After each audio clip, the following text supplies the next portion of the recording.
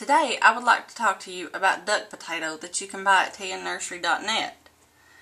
Sagittaria Latifolia is a plant found in shallow wetlands and is sometimes known as broadleaf arrowhead duck potato or Indian potato.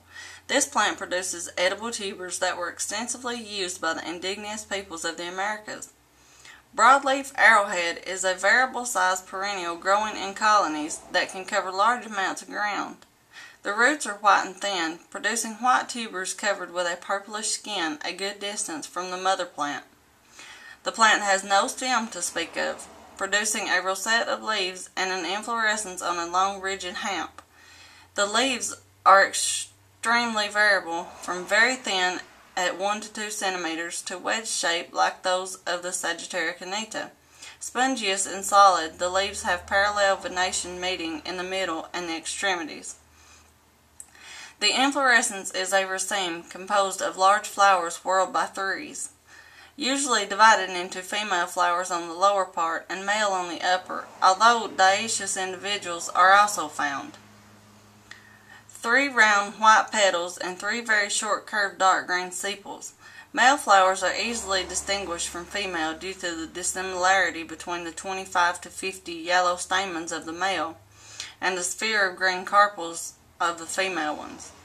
Widespread across North America, but also found natively in Hawaii, the Caribbean, and northern part of South America. Broadleaf arrowhead has been introduced in Europe and Australia, where it is considered to be an invasive weed. The plant is considered rare in Alberta. It can be found frequently in the Fraser Valley region of British Columbia. Extremely frequent as an emergent plant, broadleaf arrowheads form dense colonies on very wet soils that become more open as the species mixes with other species of deeper water levels. These colonies form long bands following the curves of rivers, ponds, and lakes, well marked by the dark green color of the leaves. The plant has strong roots and can survive through wide variations of water level, slow currents, and waves. It displays an affinity for high levels of phosphates in hard waters.